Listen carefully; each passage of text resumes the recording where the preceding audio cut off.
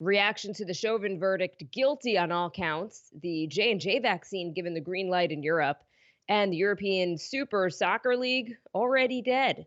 That was fast. Wednesday Need to Know. Let's go.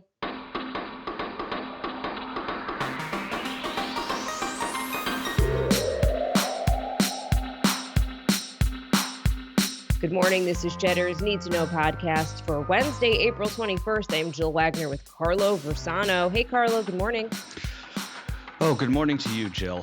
Did you get outside yesterday? What a day. What a beautiful day we had here in New York. Yeah, gorgeous. My allergies, I don't know if anybody else, but my allergies just hit me like a truck yesterday, which is usually later than they typically start. But I feel for you if anyone else has hay fever out there. It's brutal right now. All right, let's get to the big news, Carlo. Guilty, guilty, guilty. The jury in the Derek Chauvin trial returned that unanimous verdict after just about 10 hours of deliberations, with the whole country looking on, guilty of second-degree murder, guilty of third-degree murder, guilty of manslaughter, for kneeling on George Floyd's neck for 9.5 minutes. Chauvin's bail was revoked. He'd been out on bail during the trial. His sentencing date is scheduled for about 2 months from now. The prosecution, they asked the jury to believe their eyes, and they did. I think when this came down yesterday, I was a little bit surprised because I thought that it was going to take a little bit longer. Usually if there's been less than a day of deliberations, that's a very bad sign for the defendant in a murder trial, especially. I think the one example of that not being the case, I guess, was OJ, because I think they came back with a acquittal there in only a few hours. But anyway, that's another story. Look, the state presented an excellent case. There was overwhelming evidence, but the prosecutors really did, I think, a phenomenal job of keeping out everything other than that video mostly, and just telling these jurors, like we said, believe what you see. And I say that because I was struck yesterday watching this, just about the importance of the video, right? This would not have we wouldn't have been here without that video, that 9.5-minute video that was shot by that bystander. The fact that we all carry cameras on us now at all times, I really think is something that's sort of like an under-discussed aspect of modern life. And this was really sort of a bookend to Rodney King, if you're old enough to remember that case. It was a similar story in the early 90s. The difference was King was not killed and the cops got off. Which of course led to those LA riots in 92. So, under that kind of timeline, can you say we're making progress? Or does the fact that, back then it was extremely rare for police misconduct to be so obviously apparent because it was so rarely caught on tape, versus now when it's incredibly frequently caught on tape just because of how we all carry cameras, so does that show the scope of the problem is only now coming to light? I think that's sort of an interesting question as the country sort of grapples with what comes next when it comes to police reform and racial justice. Kamala Harris touched upon that a little bit in her comments afterward, just this idea that we do now have cameras everywhere.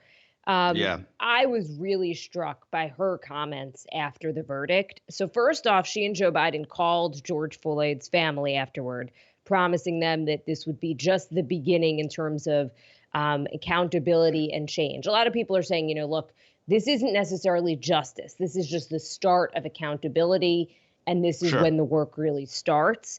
So they're working to pass a bill co-sponsored actually by Kamala Harris. It's the George Floyd Justice and Policing Act. And they say it will hold law enforcement accountable, help build trust between the law enforcement community and the Black community. Also notable, the president and the vice president so they called George Floyd's family, and then they also had these prepared statements that they read after the verdict on camera.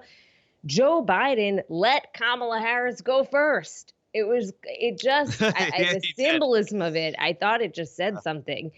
And again, to what Kamala Harris said, and I just want to read some of it. She says, America has a long history of systemic racism. Black Americans and Black men in particular have been treated throughout the course of our history as less than human. Black men are brothers and fathers and sons and uncles and grandfathers and friends and neighbors. Their lives must be valued in our education system, healthcare system, housing system, education system, and criminal justice system in our nation, full stop. Because of smartphones, many Americans have seen the racial injustice that we have known for generations. Truth about racial injustice is not just a Black America problem or a people of color problem. It is a problem for every American, keeping us from fulfilling liberty and justice for all and holding our country back from realizing our full potential. A cynic would, of course, note that Kamala Harris, as Attorney General of California, probably responsible for putting more young Black people in jail than many other people in America. But you know what? I'm not going to make that point, although I guess I just did. Something else developing today. Yeah, something else developing today, Jill, got to keep an eye on. Just before, in the minutes before the Chauvin verdict was being read, a 16-year-old Black girl in Columbus, Ohio, fatally shot by a police officer there. Excuse me. Police say the girl, her name was Makia Bryant. She was in a foster home. She had been, according to the police, threatening 2 other girls with a knife. The arriving officer came upon that scene and shot her at least 4 times. The Columbus mayor saying that based on the body cam video that they released, the officer, quote, took action to protect another young girl in our community. So expect to see more out of this case today. This is just sort of bubbling up overnight here. All right, Carlo, let's just switch gears here and just get to the latest with COVID right now. India reporting a 7th straight day of 200,000 coronavirus cases. The capital of New Delhi, with a population of 18 million, has just 24 ICU beds currently available. In Europe, Johnson & Johnson is going to resume the rollout of its vaccine after regulators said that the benefits of the shot outweighed the risk of rare blood clots. In the U.S., the 7-day average of new cases finally starting to decline a bit. Hawaii will start to ease its complex travel restrictions, first for vaccinated residents traveling between islands, and then for mainlanders later this summer.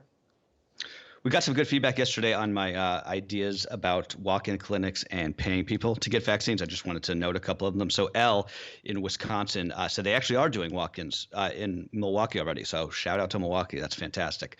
Amy in Wyoming noted a hospital there that is actually giving $600 bonuses to vaccinated employees. And then Charles, one of our listeners who writes in often, smart guy, he talked about how his place of work was paying people to get vaccinated, just sort of like in I guess, like wellness credits, I guess you'd call it, like FSA. But he made an interesting point that a lot of people were sort of murmuring at his office, well, if they have to pay you to take it, it can't be good. So that's sort of an interesting, knock-on effect of this idea that I hadn't really thought of. By the way, have you noticed that the quote-unquote mainstream media has picked up on this idea that you can maybe start to not wear a mask outdoors once you're vaccinated? I've counted 3 or 4 articles in, I think, like the Atlantic, the Washington Post, a couple other places. That's a conversation that, hey, just saying, you heard it here first, folks. We've been having that conversation for a couple of weeks now. We're always ahead of the national conversation on this podcast. I just want to point that out. With coronavirus, especially. Yeah, I really absolutely. do feel that way. I seldom take a victory lap on a story, but I actually do think that we have been on this story since way before anyone was really paying attention. Yeah, and a lot of people have written in over the last year saying that they didn't really take it seriously until they started hearing us, worry about it last February and March. One thing I just want to make a note of, this is potentially problematic. Vaccine doses administered yesterday, 1.8 million. That's not good. We had been doing 3.2, 3.3 million shots a day. Tuesdays, for whatever reason, are often not great. It may just be reporting mess up. So that's an especially bad number, though. Last Tuesday was 2.5 million. So hopefully it shakes out on the 7-day average, but just something to watch. We could be hitting this wall. They need to get that Johnson & Johnson vaccine back up here. It's just because that is the one and done shot that's going to make its way to communities that aren't necessarily able to book an appointment online, go twice. I know. I don't know. It's so obvious. It's so obvious. Overseas, Russian President Vladimir Putin delivering his annual State of the Nation address today, a day after new satellite photos showed the Russian military has been building up its presence in Crimea and along the border with Ukraine to an extent greater than previously known. Ukraine's president warning the country of the possibility of war and addressed Putin directly, proposing that the two meet.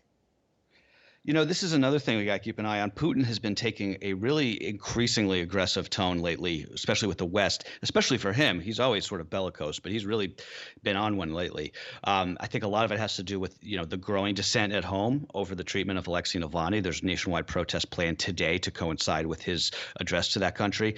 And a lot of this, I think, also has to do with Biden. Biden has taken a much harder line against Russia than President Trump had done. But at the same time, he's also said that he's open to talking with Putin, and they actually did talk last week, and he had proposed a potential summit. Putin has this weird moral superiority complex that drives like everything he does. He recently said to the United States, I just bookmarked this quote because I thought it was so ridiculous. Quote, "They, meaning us, think that we are like them. But we are different, with a different genetic, cultural, and moral code," whatever that means. So his shtick is starting to wear thin, I think, over there, which is why you're starting to see this build up with Ukraine. So, again, something to keep an eye on. His shtick is starting to sound like Hitler. What?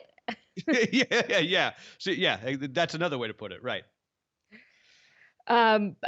Quick side note too, Russia also considering leaving the ISS for its own space station, Carlo. Just wanted to I saw that. What was that all about? That out, because it's a really big deal. They would do it, they say, by 2025. The problem, I mean, not the problem, but the ISS has been this like collaborative, research it's like one of the few lab. It's terrible. It's been even in the Cold War. It was a post Cold War triumph for Russia and the U.S. So it's like one of the few things we still work with them on. Yeah. It reminds me of, and I watched recently For All Mankind on Apple TV. So if you have it, I recommend watching that show. I loved it. Yeah. And I didn't want to watch it. And my husband, I know it appears that this podcast tends to just always talk, we tend to somehow find our way to talk about TV shows, but For All Mankind, it's kind of like this alternate history show about what would have happened if the Russians had landed on the moon before the US. And it's really fascinating. So I would recommend watching it for anybody who's interested in this stuff. Okay, let's talk a little business news.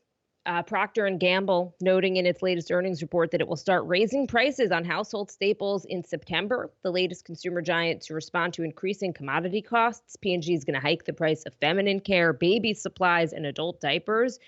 Rival Kimberly-Clark recently warned that it would raise prices on diapers and toilet paper this summer, as if those aren't already so expensive. I mean, yeah. What? Are diapers expensive? A fortune. Everything for your baby is expensive. Diapers are expensive, but the issue with diapers is that you need so many of them. You basically are changing your baby, especially in the beginning, like every couple of hours. So it's just, it adds something up. To look forward to. Yeah. They're not the only ones. Coke, Hormel, Smucker, General Mills also planning price hikes just to protect profit margins as the cost of a lot of raw materials keep going up, right? Everything from resin, wood pulp, lumber. I don't know if you've looked at the chart for lumber lately. It's basically doubled in the last year. A little bit of a non sequitur here. You're on the lumber beat often. I feel like you know why? That is something you pay attention to. You know why it is? It's because my parents, for the first time in like 30 years, have decided that they want to re-side our house. And I was just talking to my dad about it. And I was like, you could literally have not picked a worse time in the last 30 years to do it, just based on the price of lumber. So that's why I've got lumber brain, if anyone's wondering. But a little bit of a non sequitur. I just wanted to. Has anyone tried to buy anything like big lately? So we're moving. So we're like, there's a whole bunch of stuff I need to get. And I had to interface with IKEA the other day, which is something I always pledge not to do every time I move, and then I always end up doing it. And nothing is in stock, like literally nothing. The website, it says everything's in stock, and then you try and buy something, and it's just like it's not available. So you're still seeing these supply chain shocks everywhere. It's really remarkable, actually. I mean, you can't basically, if you want to buy a new couch right now, you're not getting it anytime soon. Apple, by the way, as expected, announcing a new iPad Pro with its top-of-the-line M1 chip in its first media event of the year. But as they say, that wasn't all. The company also unveiled the following: a redesigned iMac that comes in 7 colors and has an M1 chip, Bluetooth-enabled item trackers called AirTags, a spruced up Apple TV and redesigned remote, a new purple iPhone 12, a rebuilt podcasts app with in-app subscriptions, and a new season of its beloved show, Ted Lasso. So would that be they've already greenlit a second season that's shooting now. So that would be a third season?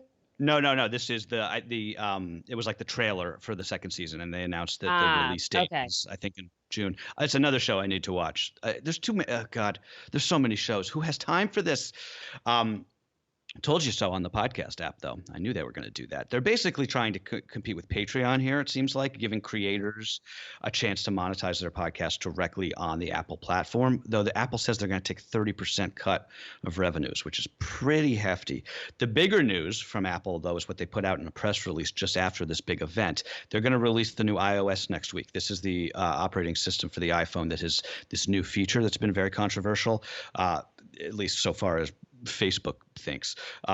It's going to require apps to get explicit permission from the users in order to track them. This is what Facebook is so upset about, right? So once you download that update in the next week or so, you're going to start to see prompts asking you to opt into tracking on every app. That's a lot of people aren't going to do that when actually given the option. So that's just, that's going to be a big deal in this world.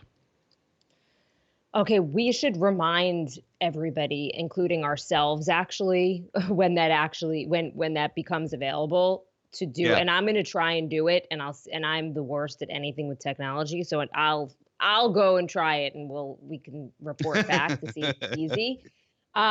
New rule, Carlo, and I don't want to call you out, but I don't think you could take a victory lap and say I told you so about news that's out there, right? Like, so with the Apple Air tracking and all that stuff.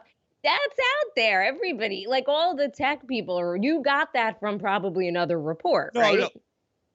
The podcast thing, I'm only taking a victory lap. I knew they were going to do something on podcast because I've had this theory forever that they've purposely torpedoed their podcast app because it's so bad.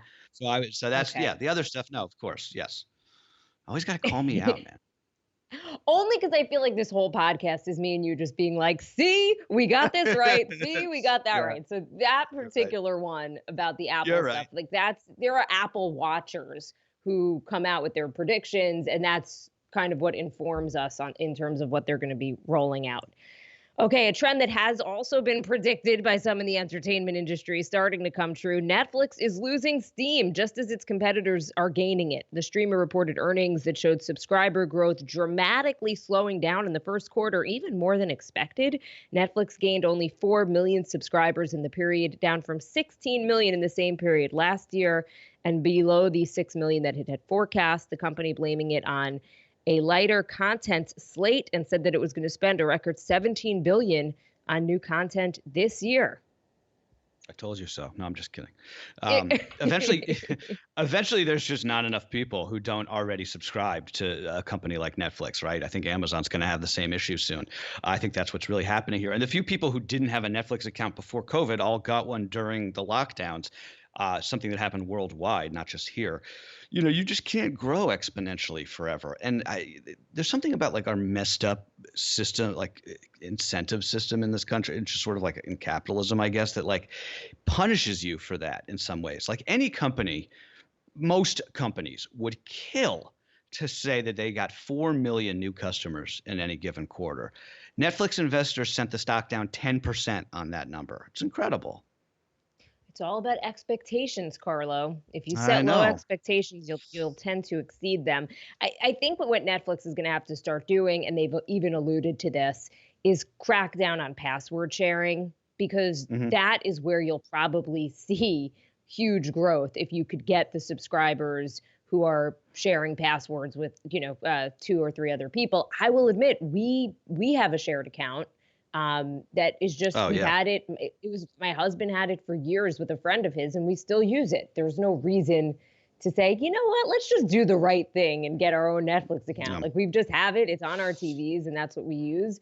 And Reed Hastings, who's the CEO of Netflix, he had really said originally he didn't mind password sharing. He didn't mind when people shared accounts because it was just more eyeballs. But perhaps they're changing their tune given the fact that they're seeing slower subscriber growth. And really quickly before we go, I just want an update on that story we mentioned yesterday about the plan for that breakaway super league for the best soccer clubs in the world. That is not happening. That plan lasted about 2 days in the face of widespread backlash from the sports ruling bodies, its fans, and even heads of state. All 6 of the English clubs have announced they're going to withdraw. Several of the other clubs are also reportedly in the process of bailing out. Chelsea fans actually went so far as to physically block the team's buses from arriving for a Premier League match, which delayed kickoff for 15 minutes. Imagine that. I mean, European soccer fans, man, they are no joke. That would never, ever happen here. But I did read an interesting take just briefly before we go from this Russia expert, Bill Browder, who I follow on Twitter. He wrote a really great book about Russia, by the way. But anyway, he said that this actually may have been Alexei Navalny's doing, because in a way, Navalny has been calling on the UK to sanction the owner of Chelsea, who is this Russian billionaire oligarch named Roman Abramovich. And Abramovich couldn't really afford to have the UK against him if there's with this sanctions thing. So he may have just been the first to cut bait on this. So I don't know. I thought that was sort of an interesting take. But yes, it looks like this thing ain't going to happen, at least anytime soon. So fascinating there. Okay. We got to leave it there. I was going to mention, who was that late night? James Corden. He went on a crazy rant about it too. That was pretty good. Just saying that this was a terrible decision. Okay, that's what you need to know for Wednesday, April 21st. Bye, guys.